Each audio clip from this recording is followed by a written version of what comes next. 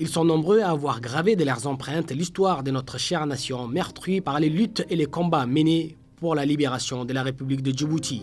Djibouti est le résultat d'un condensé de luttes multiformes à fouiller dans la mémoire collective et dans les méandres des archives enfouies, ça et là. Nous allons donc tenter d'énumérer au cours des différentes périodes de l'histoire nationale les martyrs qui ont sacrifié leur vie depuis le premier pas posé par les colons à Obok jusqu'à l'année charnière de 1916. De l'arrivée des colons à Obok, à partir de l'année 1862, les relations sont tendues entre autochtones et colons. Des événements sont des curseurs témoignant de la relation délétère entre colons et habitants d'Obokville. Ali Hamed est un jeune Obokois, le premier martyr de l'histoire coloniale, assassiné et tué froidement pour sa liberté des mouvements dans une zone que les Français considéraient d'ores et déjà comme leur territoire foncier acquis au prix d'un traité de spoliation.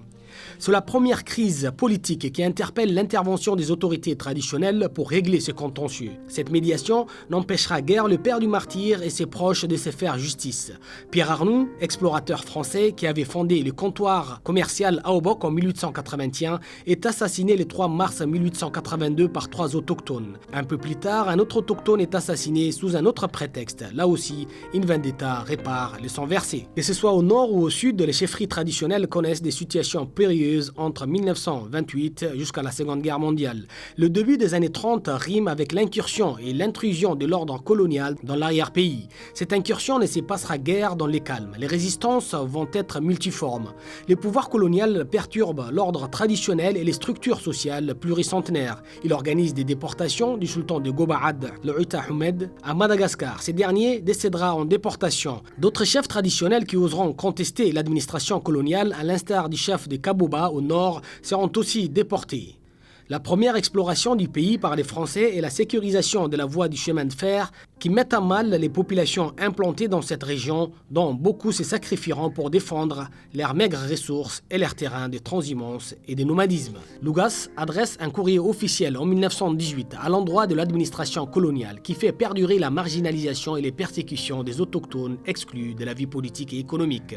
La puissance coloniale oppose les communautés entre elles et applique les politiques de diviser pour mieux régner. Ceci va malheureusement conduire à des situations dramatiques comme en 1949.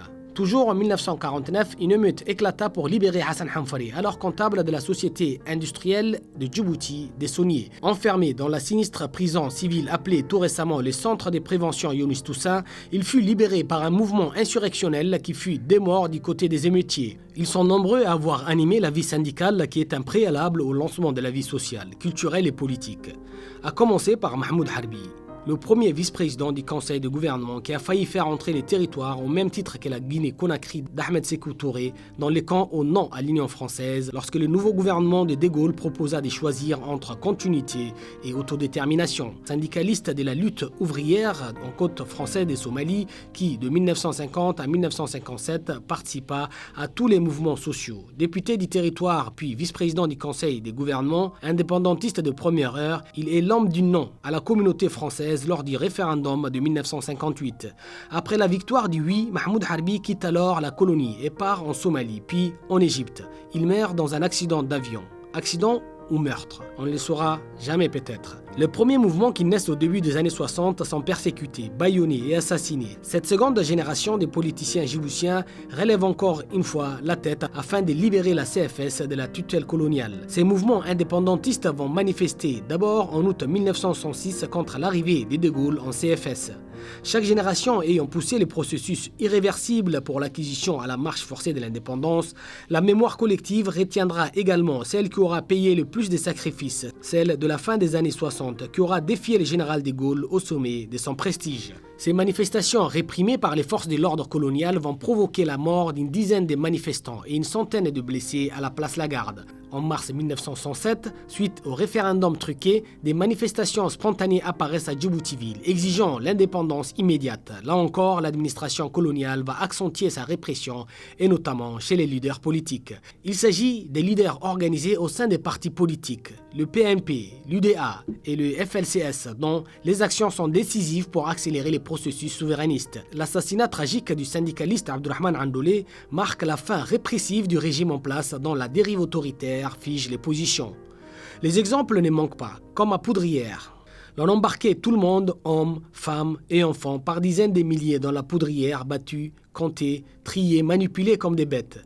Sans litière et sans toit, par 40 degrés à l'ombre, la faim et la soif. La tête fondue dans les soleils, les pieds cuisants dans les sables brûlants, mépris et cruauté. Un groupe de jeunes avait tenté de s'échapper, leur corps criblés, pantelants et saignants, exposés au séchoir barbelé, comme l'a écrit Omar Ousmane Rabi. Si l'on met de côté les vivants, essayons d'évoquer les martyrs de la dernière décennie, décisive avant l'obtention de l'indépendance. Ceux-là même qui ont donné un coup d'accélérateur à l'élan indépendantiste. Les émeutes de Tadjoura en 1916 donnèrent lieu aux martyrs de Mohamed Ahmed, alias Doudou, ayant reçu une balle dans la tête. Un sort identique sera réservé aux preneurs d'otages de l'EUADA dans la même année. Plusieurs martyrs assassinés froidement par les GIGN à la frontière. Leurs noms sont Hassan, plus connu sous le nom des Golis, Salah Jama Awali, Hussein Abdillahi Abdurrahman, Hassan Roble, dit Doubé. Un survivant de cet événement dramatique libéré plus tard tombera dans la dépression et décédera quelques années plus tard. Il nous sera difficile d'énumérer tous les martyrs djiboutiens qui ont permis à notre pays d'accéder finalement à l'indépendance le 27 juin 1977. Et ceux aussi qui ont suivi humiliation, arrestation, licenciement, séquestration, interrogatoire et torture. Un travail de mémoire doit être fait pour faire l'inventaire de tous ces héros et martyrs dont la liste est loin d'être exhaustive.